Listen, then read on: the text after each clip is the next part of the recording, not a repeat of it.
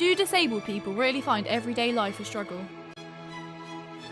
We have made this film to determine how they cope with their disability in everyday life, also to find out what the authorities are doing to help them.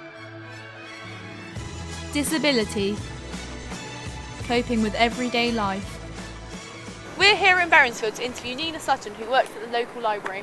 We asked her how she copes with everyday life with her disability. What you get in disability living allowance is what enables you to carry on working. We don't all want to sit at home doing nothing and living on other benefits. What I earn helps me run my car. It helps me get around, and it helps me buy equipment that I need for myself. We then asked her for her thoughts on the latest government cutbacks. I think the attacks the government are making are despicable, because they are going.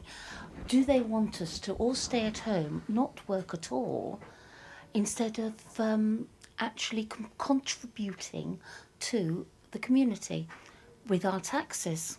Because if we're at home, we're going to cost more. After listening to Nina's comments, we decided to find out what the local council can do to help disabled people. We were unable to get an interview from Oxfordshire County Council, however we did get a statement in which they said they provide free loan of wheelchairs and electric scooters for sightseeing and shopping. They employ part-time access officers. The people suffering from disabilities also receive extra help when applying for benefits, and they are also provided with bonus slice cards, enabling them to access council leisure facilities at a much reduced rate. They also stress that, as the county council, they only provide some services, wherever the city council provide many other facilities. We're here in the centre of Oxford to ask people a few questions about disabilities and the facilities available. I know someone who has something called scoliosis or something of the back, so that she's very, very bent over. I think they're dreadful. Why is that? Because I think that as middle class people, like the people coming out of Oxford County Council over there. Well, it's not too bad. They look after me very nicely down it. I'm in Two Saints and they look after me very well. They're quite kind to me, really.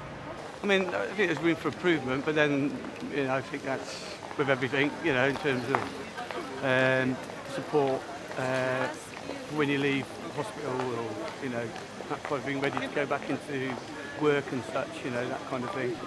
Disability covers a wide range of different areas. On the whole, the local councils do enough for disabled people. However, there's always room for improvement, as the public have stated. Brazil 2008. Nick Hamilton watches his brother Lewis clinch the Formula 1 World Championship. Having a disability doesn't necessarily mean you're different from anyone else. In a recent documentary shown on BBC One, Nick Hamilton, younger brother of Lewis Hamilton, suffers with cerebral palsy, but he hasn't let it get to him. The actions that he did. As I've grown up now, I want to be like him, but different. I want to be my own person. This shows that disability can be mental or physical. I've never had a day in my life where something hasn't hurt.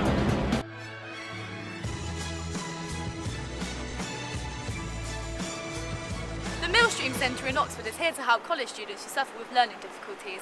We're here to interview Chrissy Robertson on the facilities available. When a student applies to come to college, they disclose a disability or an additional support need on their application form, and as soon as that is received, it's passed to our inclusivity coordinator, who will then directly contact the student to make sure that the support can be put in place for when they come for interview, and do they want one of the team to actually attend the interview with them to be able to support them with the tutor, and also for the tutor to understand if they do have a disability or additional support need, that this needs to be taken into account, and to make sure that the student is on the right course. Years ago, I'd never even been thinking about doing anything like that. Disability doesn't necessarily have to stop you from doing what you want to do.